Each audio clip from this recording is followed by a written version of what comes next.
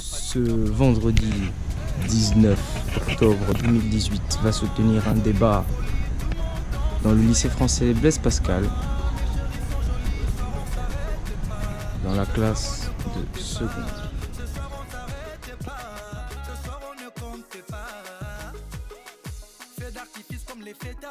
Coucher du soleil, il se fait tard.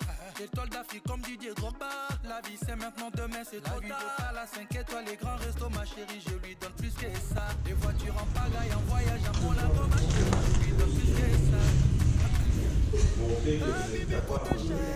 Mais tout le monde en veut. DJ met la boîte en l'envers. Tout le monde danse, ce soir c'est la folie. Oh, la folie, la folie. Tout le monde danse, ce soir y'a des... Comment vous appelez-vous? Je m'appelle Grace Angelina Ndouakage. Vous êtes prête pour le débat? Oui, très prête. Des arguments convaincants? Oui, plutôt convaincant. D'après vous, comment ça va se passer? Très bien, en tout cas, nous avons tout prévu, ça va très bien se passer. Merci. Danser, faut danser la rumba. La vie de pas la 5 étoiles. Surtout, bienvenue à Monsieur Camus, que nous avons l'honneur d'accueillir, qui est un conseiller pédagogique venant de John Flo. Je vous remercie tous pour votre présence aujourd'hui. Et lors de notre rencontre avec le Tartuffe de Molière en février, cette année, nous avons constaté une vive polémique, une réelle opposition entre le souhait d'un père, qui est orphelin dans la comédie de Molière, voulant imposer un choix d'époux à sa fille, qui est en fait la réalité du XVIIe siècle, et le souhait exprimé par une femme d'Orine, la servante, mettant en avant la vérité du cœur, à savoir le mariage d'amour. Depuis, le mariage occidental a évolué, les mœurs ont changé, le mariage d'amour prévaut sans pour autant avoir mis définitivement au placard le mariage forcé. En République démocratique du Congo, le mariage est une institution qui permet l'union de deux personnes et de deux familles. Sur le plan juridique, seul le mariage civil a une valeur légale. Mais le mariage traditionnel, encore appelé mariage coutumier, reste une étape importante durant laquelle se déroule la cérémonie de la dot. Existe-t-il encore, entre guillemets, des hors-bons en RDC? Si l'on considère que les coutumes font partie de l'identité d'un pays, ne pensez-vous pas qu'au fil du temps, la dot, qui est, entre parenthèses, peut-être la valeur de la fiancée, soit devenue un fonds de commerce pour certains parents? Et enfin, quelle est votre perception du mariage? J'aimerais préciser que chaque personne a droit à 1 minute 30 pour s'exprimer. Donc, le débat est ouvert.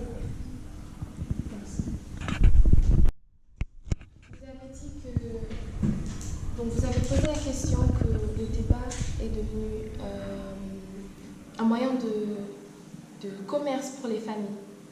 Mais en fait, la dot, c'est un moyen de se souvenir de la coutume de hier.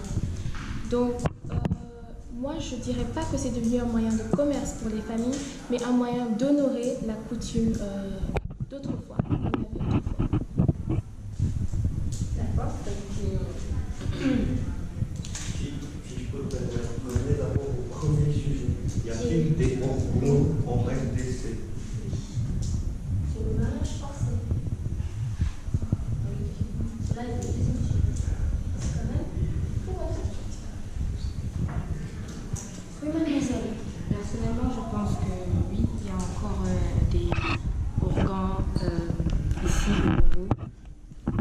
Parce que on peut voir dans certaines familles qu'il y a des pères qui décident, qui veulent que leur fille puisse bien vivre dans le futur. C'est-à-dire, ils ne vont pas permettre peut-être que leur fille puisse se marier avec la personne qu'elle aime. Donc, je peux donner un exemple. Si, par exemple, la fille du monsieur, elle aime un homme qui n'a pas le même niveau social que celui de la femme. La majorité, bon, disons pas la majorité, mais certains pères ne l'acceptent pas parce qu'ils se disent que leur fille souffrira dans le futur et tout ça. C'est plus pour s'assurer que la fille vivra,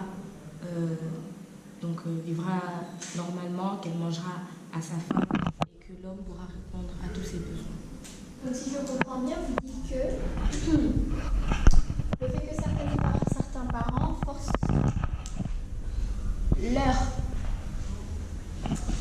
enfant à se marier avec une personne qu'ils n'aiment pas forcément est un moyen de sécuriser leur avenir. Encore. Je ne suis pas tout à fait d'accord parce que selon une étude faite par la Grande-Bretagne, 39% des mariages en RDC sont forcés et la plupart d'entre eux sont organisés par les pères, souvent pour rembourser des dettes envers certaines familles. Et au Congo, on compte 4 sortes de mariages forcés. Le mariage suite à un viol, suite à un enlèvement ou il peut aussi être une monnaie d'échange et le mariage des enfants. Donc je dirais qu'il existe encore des organs en RDC puisque la plupart de ces mariages forcés sont organisés par les pères de ceux qui veulent se marier. Donc en gros, pour vous, si je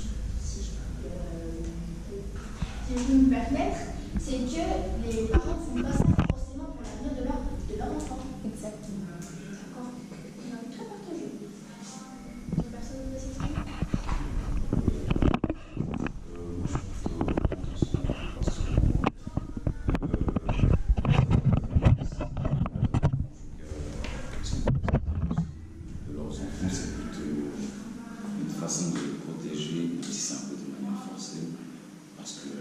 D'un mariage malhonnête ou d'un mariage qui n'est pas du tout favorable à ses enfants, parce que en fait les parents sont ceux qui connaissent le mieux au nom de leurs enfants et ceux qui seront compétents faire de réaliser un bon futur, même si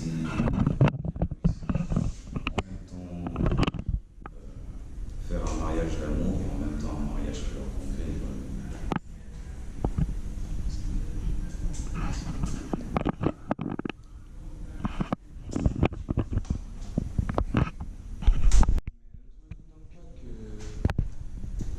Les deux types, le mariage forcé et le mariage d'amour sont un peu comme le pôle nord et le pôle sud, ils sont vraiment opposés.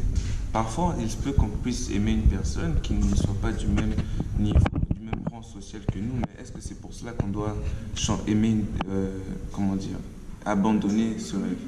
On doit se marier avec une personne parce qu'on l'aime, on doit se marier avec une personne parce qu'on pense à un bon futur.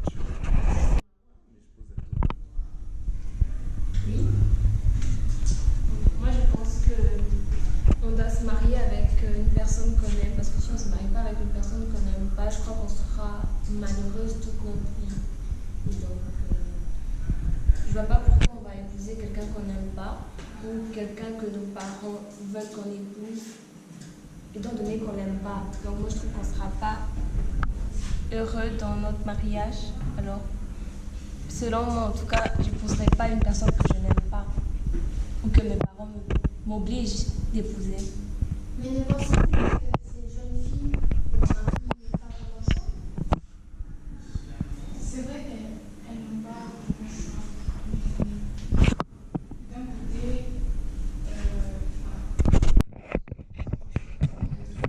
parce que je peux vous dire que pour faire de l'argent,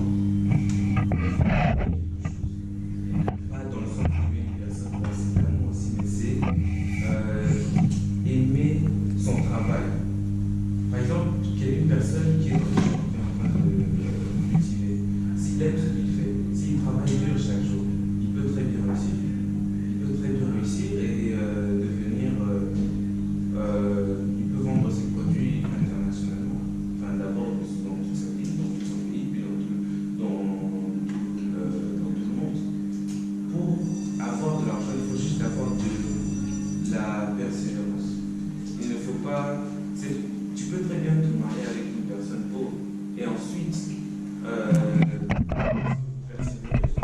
La vie est une sorte d'équation pour moi pour gagner de l'argent et faire un succès. C'est une préparation plus opportunité égale succès. Ça veut dire que il faut juste se préparer. Il faut juste croire en ce que l'on peut faire. Et quand l'opportunité viendra, le succès aussi viendra. Merci. Nous commençons avec le petit peu. Nous irons du sujet qui est aujourd'hui au Congo. Et je vous propose une petite pause pour remettre la pause décidée en place parce que vous commencez un peu à être. Voilà quoi.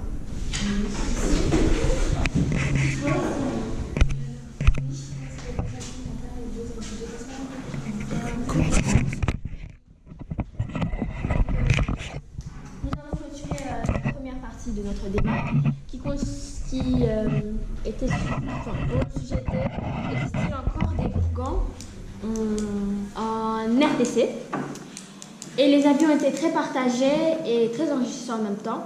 Passons maintenant au second débat qui est si l'on considère que les coutumes font partie de l'identité d'un pays, ne pensez-vous pas qu'au fil du temps, la dot, valeur de la fiancée, soit devenue un fonds de commerce pour certains parents? Et enfin, quelle est votre perception du mariage? Donc, est-ce que le mariage coutumier est devenu un business, de l'abus, de la tradition, ou est en train d'être un peu caché sous l'ombre de l'évolution? Le débat est lancé, toujours 1 minute 30 par personne, et j'aimerais que vous respectiez les temps. Déjà, moi, je veux dire que ça dépend de ce que la famille demande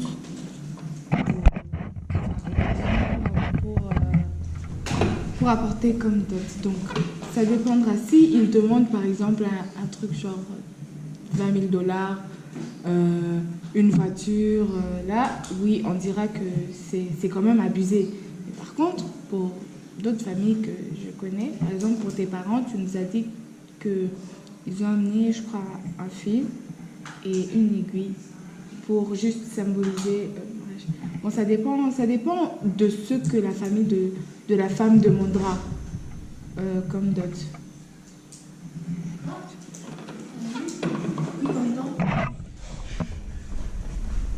Je pense que ce système de dot, tout ça, où on doit payer l'argent, c'est comme si on achetait sa femme et que le mariage était devenu en quelque sorte une monnaie d'échange. Et je pense que si vous voulez garder les traditions ou quelque chose, vous n'avez qu'à faire la cérémonie, mais pourquoi verser de l'argent à l'autre famille? Si vous voulez vous assurer qu'on va bien prendre en charge votre fille, justement, vous pouvez regarder par exemple nos comptes bancaires pour savoir combien il y a dans les comptes, mais pourquoi verser de l'argent à la famille? Il y a plusieurs autres manières de prouver que tu peux prendre soin de ta fille. On peut même faire un test pendant 1 mois ou 2 pour savoir pourquoi verser de l'argent. Moi, je dirais que c'est quelque chose de traditionnel. Donc, à la dot, on ne demande pas des choses au hasard, on va dire. Et on demande des choses traditionnelles, telles que, comme Oriane l'avait dit, peut-être le fil et une aiguille, peut-être aussi le pagne pour la maman, des bassines, des casseroles, tout ce dont on a besoin, de la machette, tout ça. Parce que ce sont des choses traditionnelles. C'est comme ça les coutumes, et ils essayent de garder justement ces coutumes-là.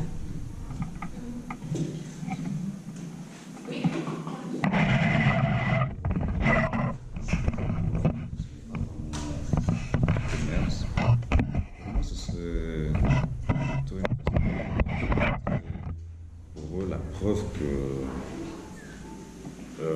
l'on aime sa fille, même si c'est vrai que de temps en temps, cette preuve est un peu exagérée, abusée, selon les parents qui demandent de grosses sommes et tout.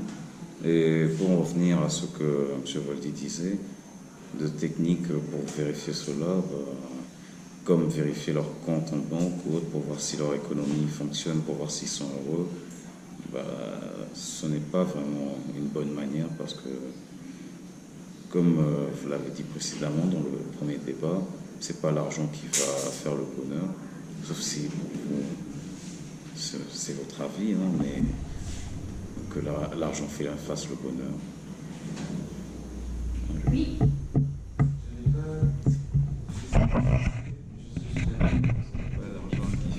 Mais ce que moi je dis, c'est pourquoi il faut en quelque sorte acheter sa femme auprès de sa famille.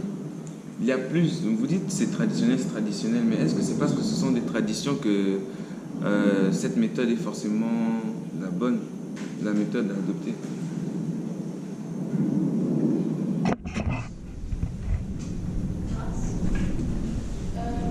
Au départ, c'était traditionnel. Garder la tradition, c'était pour ne pas l'oublier. Mais je trouve qu'on est parti vers une direction un peu plus financière. Un peu plus vers l'idée d'acheter sa femme. En quelque sorte, comme Voldy vient de le dire. Oui. En fait, je voudrais dire que pour certaines familles, c'est juste pour garder la tradition. Et pour d'autres, c'est en quelque sorte du commerce. Je connais une famille où il y a 11 enfants et c'est toutes des filles. Et la majorité des gens qui passent par là, qui savent que c'est toutes des filles et tout ça, elles disent toutes, non mais ce monsieur il va se faire de l'argent, hein. Il a que des filles. Disons que si on met $200 par fille, $200 fois 11, ça fait beaucoup. Et enfin, pour certains, c'est du commerce. Il y a des parents, même aujourd'hui, même si c'est des parents qui ont de l'argent et tout ça, ils veulent quand même avoir beaucoup d'enfants, voire beaucoup de filles aussi, pour pouvoir se faire encore de l'argent. Donc d'après vous, tout dépend des familles. Oui. Ok.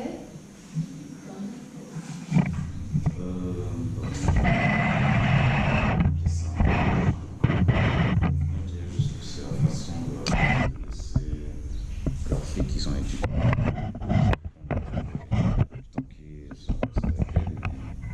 C'est une façon d'accepter la séparation. Certains qui laissent partir leurs filles sans rien sont plutôt capables d'accepter que la famille puisse se séparer de la fille, mais que d'autres, on va dire, ont besoin de voir si l'homme et femme sont prêts à tout faire pour acquérir leur fille et montrer ses bras la combler de bonheur. Oui.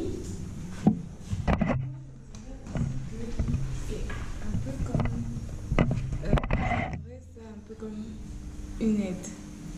Si une fille qui est dans une famille qui n'est pas, enfin, dans une famille pauvre et qui veut, qui aime un homme qui est quand même riche, qui a les moyens, et là, le jour du mariage coutumier, l'homme, il arrive avec de l'argent et il donne aux parents.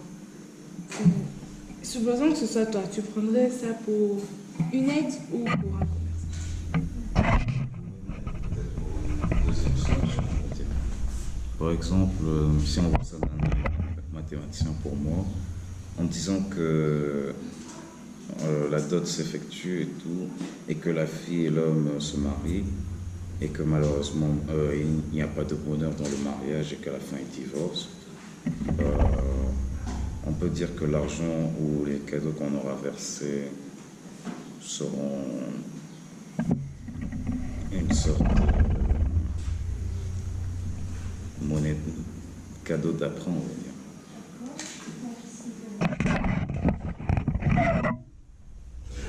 J'ai une question à poser à tout le monde, c'est vous voulez savoir comment on établit la valeur de la dot. Alors on prend quoi comme, quoi comme critère?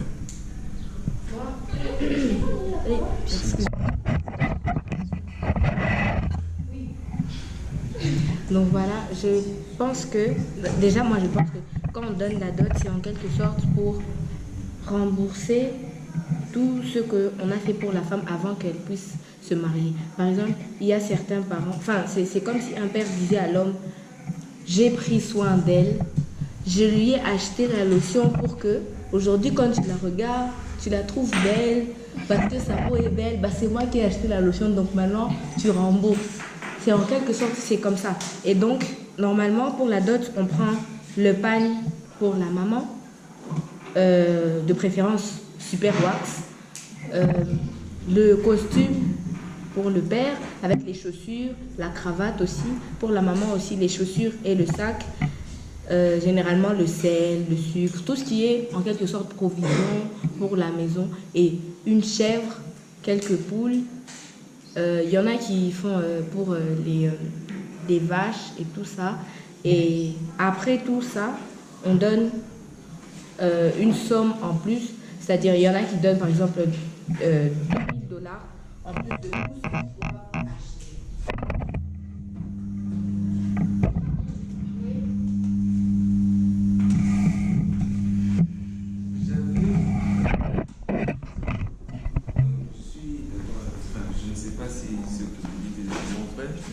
J'avais entendu dire que la dot sera moins élevée si la femme a déjà eu un rapport sexuel avant le mariage. Donc je voudrais savoir maintenant, quel est votre point de vue par rapport à ça? Donc, pour moi,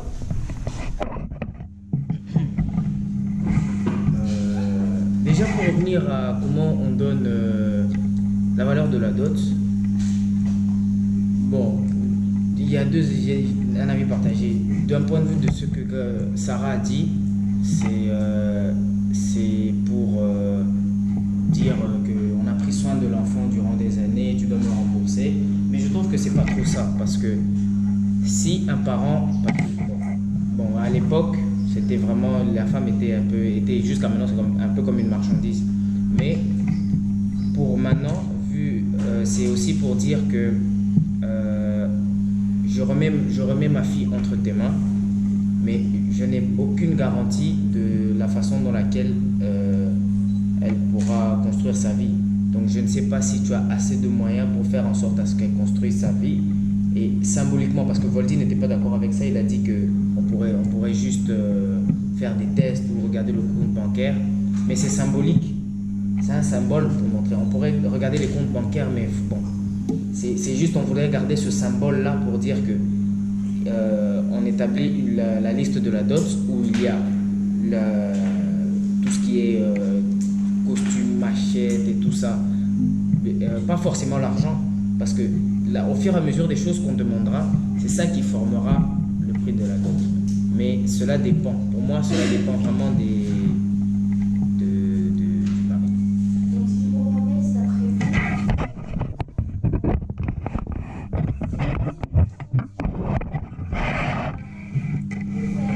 parce que, comme vous le dites, je trouve que c'est plutôt caché. Donc, d'après la TV, il dit que pourquoi ne pas faire ça caché.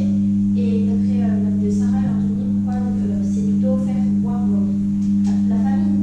Donc, c'est bien ça. Oui, pour moi, c'est ça.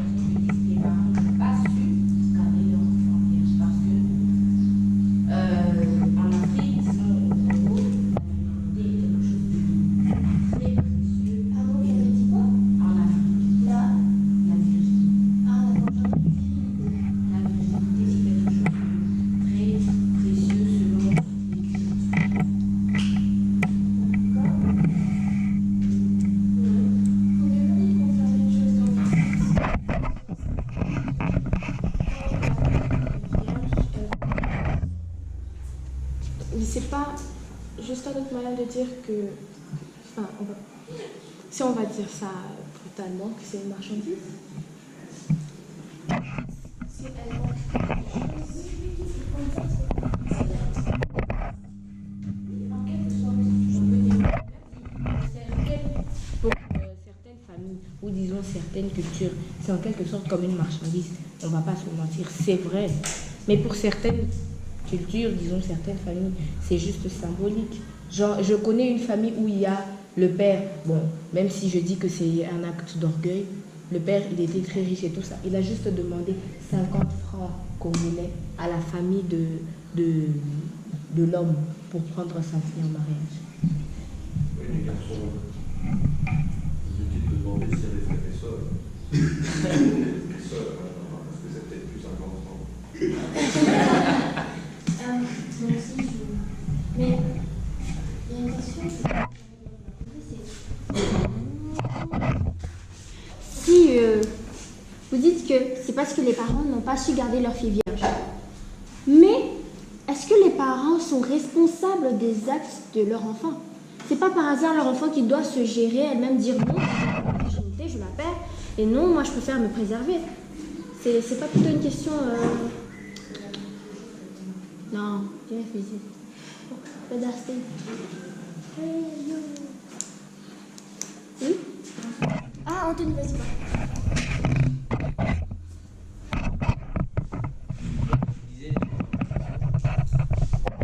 Que c'est plutôt un acte de... Que c'est plutôt l'enfant qui décide si elle peut faire pas comme. Parce que Sarah, comme Sarah l'a dit, c'est comme si c'était les parents qui étaient responsables de ce que leur enfant faisait, mais pas plutôt responsables de ses actes. Et c'est la question que j'ai posée. D'un point de vue de la loi, un enfant qui a moins de 18 ans, déjà, il vit chez ses parents. Donc, déjà là, l'enfant est responsable, les parents sont responsables de l'enfant. Mais c'est considéré aussi que quand, et même en Europe, mais en Occident, c'est considéré que quand tu vis chez tes parents et que tu as même 25, 26, 27 ans, tu es toujours sur la charge de tes parents.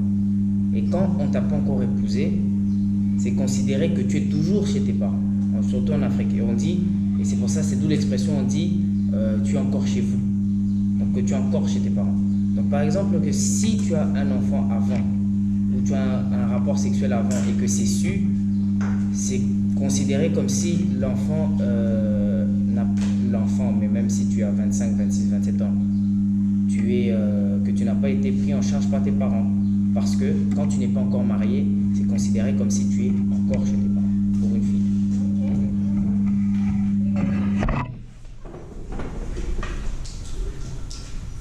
C'était Védastine. Je veux ajouter quelque chose. Et aussi, ici en Afrique, c'est aussi considéré comme une sorte de honte en fait. Donc quand tu es chez tes parents et que tu tombes enceinte, avant le mariage, donc c'est considéré comme une sorte de honte. Donc tes parents auront honte de toi et tout le monde va un peu te critiquer et critiquer tes parents. Donc c'est un peu ça. Par exemple, Gloria, le mariage forcé, c'était pas forcément viol, mais une naissance provenant de quelqu'un, donc cette personne est un peu obligée de t'épouser et les parents vont tout faire pour. Et tout à l'heure, on n'a pas forcément précisé que quand la femme perdait sa virilité, qu'elle serait mariée, même si en Afrique c'est vrai que la plupart des fois c'est comme ça. Mais selon moi, je dirais plutôt que ce n'est pas vraiment pas une forme de honte pour les femmes de perdre leur virginité. Parce que au final, il n'y a aucune loi qui dit que c'est vraiment interdit de trucs.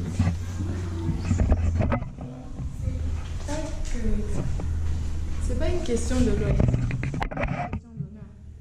Surtout pour les familles africaines, je précise.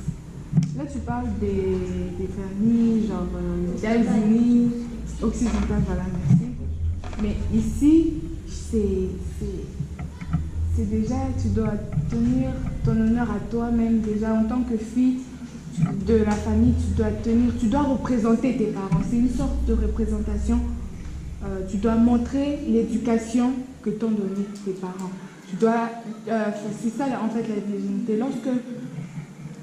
Lorsque tu es une fille, que tu n'es plus vierge avant le mariage, tu montres aux gens que tes parents t'ont très mal éduqué.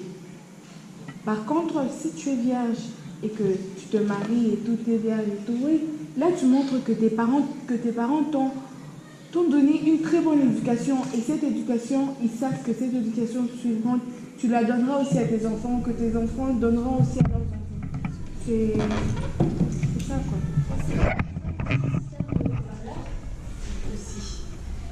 Oui, Tanti. Je voulais aussi dire, oui, comme Carly l'a dit, c'est pas comme s'il y a une loi qui dit que la femme doit être vierge et tout ça. Mais avant d'arriver à tout ce qui est loi, tout ce qui est justice, tout ça, je peux aussi dire que c'est juste un symbole. Enfin, c'est pas juste aussi un symbole. Bien sûr, c'est de l'honneur et tout ça. Mais là, normalement, on est en train de reproduire ce que nos ancêtres faisaient. À l'époque de nos ancêtres, il n'y avait pas cette histoire de la loi dit que. Non, c'était la culture et voilà. C'est comme ça. Bien sûr, il n'y a aucune loi qui dit que la femme doit se marier, enfin, doit être vierge quand elle se marie et tout ça. Mais c'est aussi selon la culture. Oui, Grâce. Il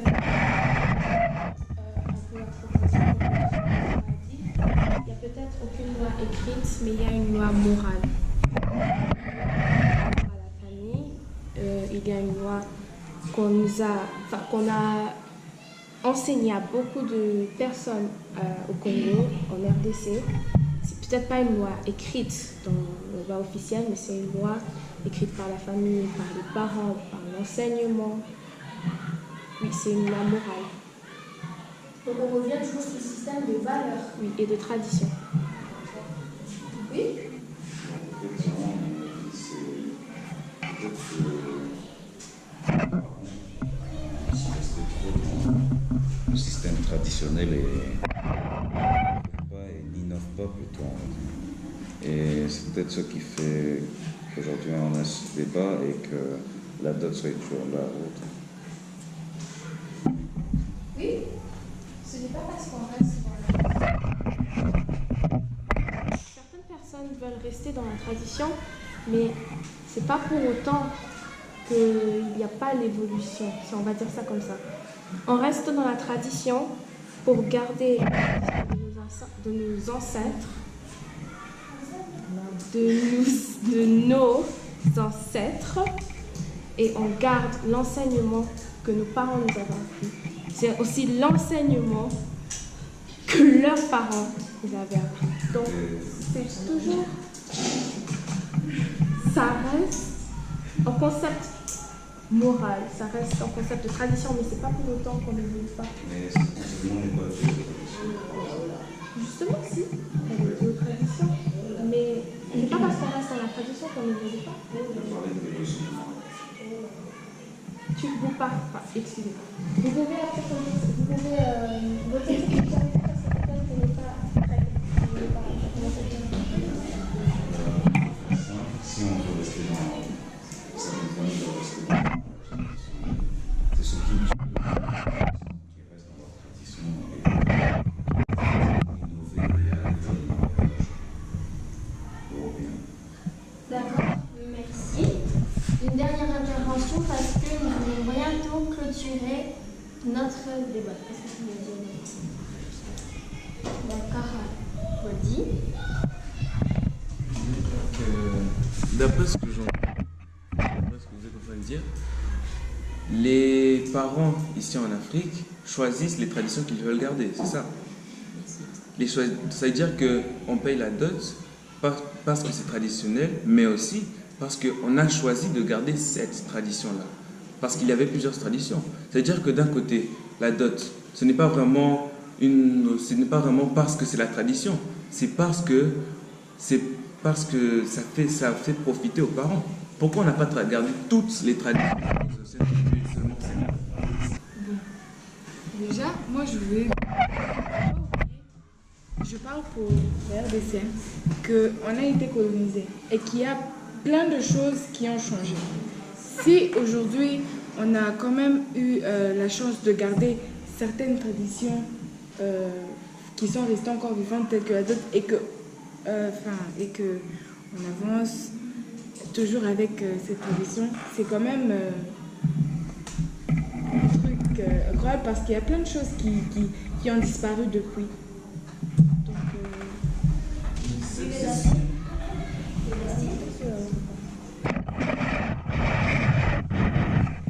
je dirais plutôt que c'est...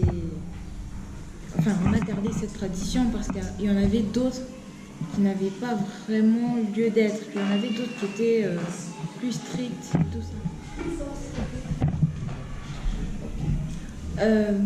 Comme j'en connais une qui disait, si tu as une sœur jumelle, le mari viendra et il doit épouser les deux sœurs. Donc, c'était pas vraiment... Moi, je dirais à ce que tu viens de dire franchement, c'est la tradition qui est la plus déjà importante en Afrique et c'est la plus récurrente et je dirais pas c'est la même partout, mais c'est le même concept dans de nombreuses familles africaines.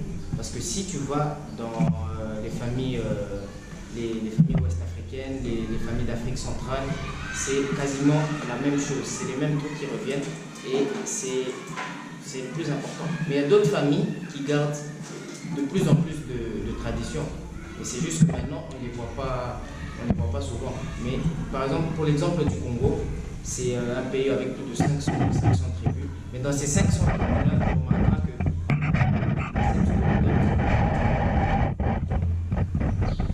c'est à peu près normal qu'on puisse garder ces traditions-là. Pas le même avec les mêmes trucs, mais le concept du genre emmener la dot et tout ça, c'est quasiment la même chose.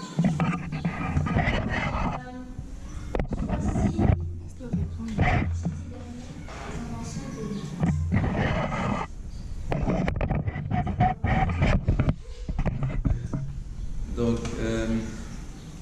tu as dit que c'est la tradition la plus importante, mais d'autres pour la révolution.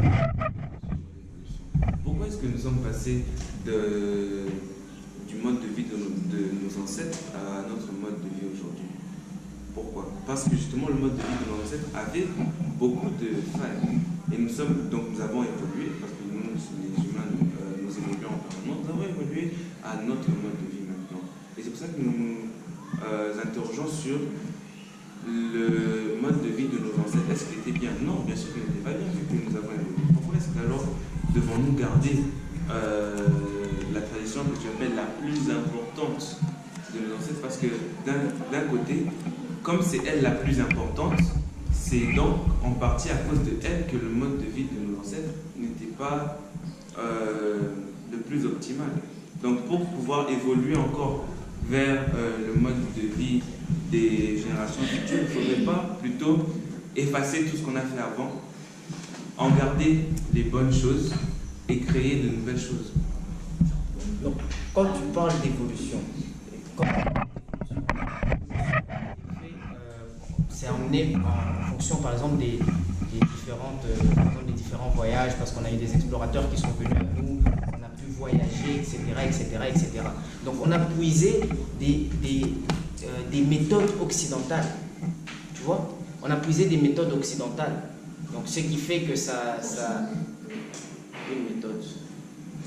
Ce qui fait que ça empiète en quelque sorte nos propres méthodes, je veux dire nos propres coutumes.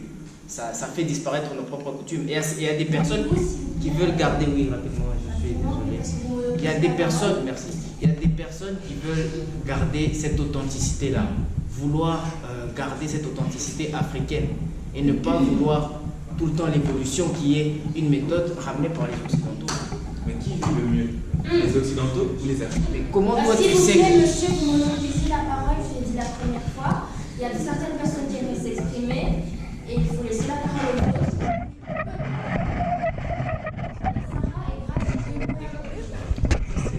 On a été colonisé par les Belges et tout ça. Et ils nous ont imposé ce mode de vie. C'est pas parce que... C'est pas pour dire que leur mode de vie est un mode de vie super et que le nôtre, c'est pas un bon mode de vie. Ça, c'est ce qu'ils ont voulu nous faire comprendre. Mais chacun son mode de vie. On a des choix. C'est pas parce que les Belges ils sont venus, ils nous ont colonisés, ils nous ont dit le mode de vie, le meilleur mode de vie, c'est le nôtre, donc vous suivez le nôtre. Ne disons pas que le leur est le meilleur. Le nôtre aussi peut être le meilleur, mais chacun son choix. C'est juste parce qu'on a été colonisé, on a été obligé d'accepter ce mode de vie-là. Ils nous ont aussi imposé le catholicisme.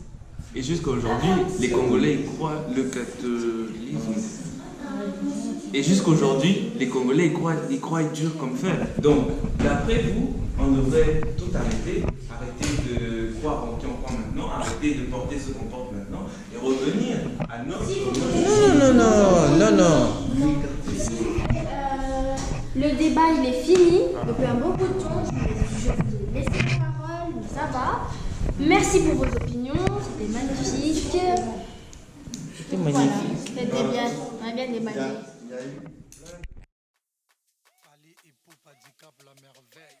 Tout le monde danse, ce soir c'est la folie. Ah, la folie, tout le monde danse, ce soir y a des...